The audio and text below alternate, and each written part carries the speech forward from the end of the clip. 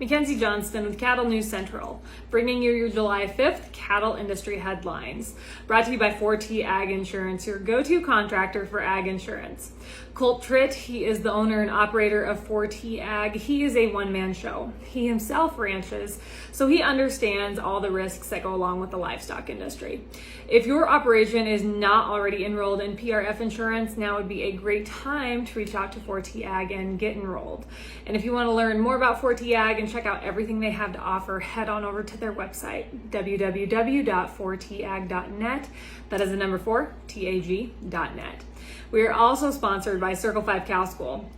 If you're wanting to learn how to preg check your own cows or start AIing, Circle 5 Cow School is definitely the way to go. Almost every week, they are hosting classes somewhere between Texas and Tennessee. If you want to check out their schedule, head on over to their website, www.circle5cowschool.com. That is the number 5 in there. Or you can go ahead and just give them a follow on Facebook.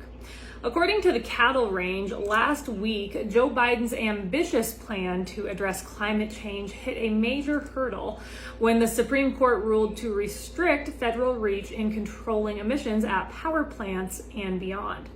In a 6-3 ruling, the court sided with conservative states and fossil fuel companies in adopting a narrow reading of the Clean Air Act. The EPA is now restricted from enforcing climate-friendly industry-wide changes, limiting the agency to actions only targeting individual plants. Food Dive has reported, according to Beyond Meat CEO Ethan Brown, the fake meat company will launch a plant-based sliced steak, the first of its kind for the fake meat market. The sliced steak product is designed to replicate a whole cut of meat.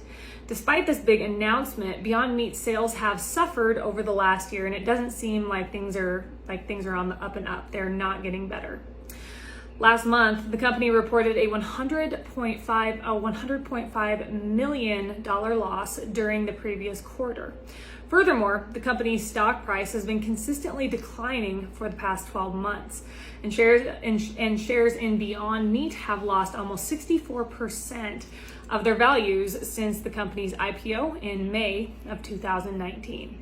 This update is also sponsored by Ag Risk Advisors. They manage your risk so you can manage your operation. With the weather being so unstable, there is no better time to look into coverage for your feed crops. The annual forage deadline is right around the corner. With their state-of-the-art technology and second-to-none customer service, you can be confident that your policy is in good hands. Ag Risk Advisors, risks averted, legacies preserved. According to Meeting Place, as you all know by now, as the 4th of July has came and went, on average, for the 4th of July, consumers paid $69.68 for their favorite Independence Day cookout foods, such as burgers, pork chops, homemade potato salad, and ice cream, and that is according to the American Farm Bureau Federation. So that $69.68, I don't know how many people that would feed, what they're referring to with that number, but I'm guessing it would be very few. So the overall cost of a cookout this year is up 17% compared to last year, or about $10 more than last year, thanks to supply chain disruptions, inflation, and the war in Ukraine. The largest price increase obviously comes from hamburger. The retail price for 2 pounds of ground beef right now is all the way up to $11.12. That is 36% higher than last year.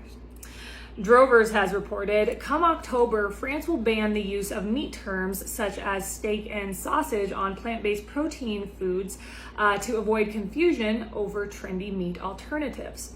France is the first country in the European Union to impose such a restriction.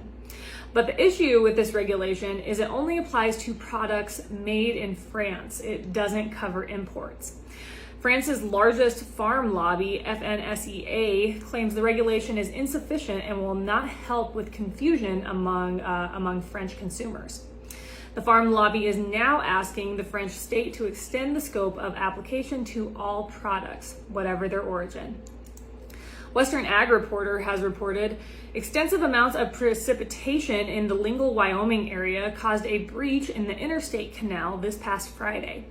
According to the Bureau of Reclamation, at the time of the breach, the canal was diverting about 1,800 cubic feet per second. Due to this breach, more than 90,000 irrigated acres will experience a temporary discontinuation of water service. But the good news is that the canal can be returned to service in a matter of days. The interstate canal is over 100 years old, and it serves the Lingle, Hill, and Pathfinder irrigation districts. And I have to say, my thoughts and prayers go out to all those folks out there around Lingle, Wyoming. Whether we're talking about the town of Lingle, cattle feeders, farmers, whatever it may be. I have seen some photos and I have talked to some folks out there, and the destruction looks pretty significant. So definitely thinking of all you folks out there that have been impacted by this breach. Meeting Place has reported, according to USDA's acreage report that was released last week, in 2022, an estimated 89.9 million acres of corn have been planted here in the U.S. That is down 4% from last year. And soybean area planted is 88.3 million acres, and that is up 1% from last year. And finally, according to a tweet put out by National Farmers, year to date, 39% of fed cattle slaughter has been heifers. That is the most since 2004. Pretty darn significant number to consider when we look forward, when we look into the future or our current situation with cow herd numbers. That is all I have for you guys this morning. I hope you all have had a wonderful 4th of July. I hope you have all stayed cool. It was a warm one here in central Nebraska, but we finally caught some rain, so I cannot complain. You guys have yourself a wonderful Tuesday. I'll catch you later.